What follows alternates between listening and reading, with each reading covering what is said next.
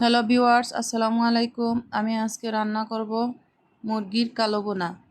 এর জন্য আমি মুরগিগুলোকে বড় বড় টুকরো করে নিয়েছি। ভালোভাবে ভাজবো। মুরগিগুলোকে এমনভাবে ভাজতে হবে, মানে অনেক বেশি কড়া লাল লাল হতে হবে। আমি ভালোভাবে মুরগিগুলোকে উল্টে পাল্টে ভেজে নেব। তারপরে আমার মুরগিগুলো যখন ভাজা হয়ে যাবে, আমি ওইদিকে মশলাগুলো তৈরি করে রেখে দিয়েছি। মুরগিগুলো উঠিয়ে ফেলছি। এখন আমি তেলের মধ্যে পেঁয়াজ দিয়ে দিলাম। আস্তে আস্তে পেঁয়াজগুলো নেড়ে চেড়ে একটু পানি দিয়ে দেবো। আমি একটু পানি দিয়ে দিলাম। এখন আস্তে আস্তে আমি মশলাগুলো দিয়ে দেবো। প্রথমে আমি রসুন বাটা দিয়ে দিলাম, তারপরে মিক্স করে নিব। দিয়ে দিলাম আদা বাটা, আবার এগুলোকে একটু মিক্স করে নেব। আমি যেহেতু কালা ভুনা করবো, এর জন্য মশলাগুলোর আগে ভালোভাবে কষিয়ে নেব। বেশি ঝোল দেব না, হালকা ঝোলে রান্না করব। মরিচের গুঁড়ো দিয়ে দিলাম, ধনিয়ার গুঁড়ো দিয়ে দিলাম, হলুদের গুঁড়ো। আবার এগুলোকে সবগুলো একসাথে মিক্স করে নেব, ভালোভাবে মিক্স করে নেব। এখন আমি 2 টুকরো দারচিনি আর এই যে গরম মশলাগুলো আস্ত দেবো, কিন্তু একদম আস্ত দেবো না, সামান্য একটু থেতলে নেব। থেতলে দিলে গ্রানটা বের হবে, এজন্য আমি সামান্য একটু থেতলে নিয়ে গরম মশলাগুলো দিয়ে দিলাম।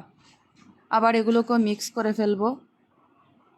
মিক্স করার পর এখন আমার মশলাটা ভালোভাবে কষানো হয়ে যায়। কষানো হয়ে গেছে, এখন আমি একটু চিনি দিয়ে দেব। এখানে টেস্টের জন্য চিনি চাইলেও দিতে পারেন, না চাইলেও সমস্যা নেই।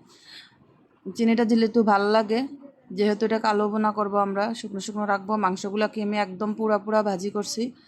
তারপর আবার আমি মাংসগুলো দিয়ে দিলাম। দিয়ে এখন আমি ভালোভাবে মশলাটা মিক্স করে একটু লবণ দেব পরে, কারণ প্রথমে আমি ভাজি করার সময় লবণ দিয়েছি, এর জন্য আমি লবণটা পরে দেখে তারপরে দিয়েছি। এখন ভালোভাবে আবার নেড়ে ছেড়ে দেবো। দিয়ে আমি একটু সামান্য পরিমাণ একটু পানি দিয়ে দেব। এখন আমি ঢাকনা দিয়ে এটাকে ঢেকে 5 মিনিট চুলায় রেখে জাল করব। জাল করার পর 5 মিনিট পর আবার ফিরে আসলাম।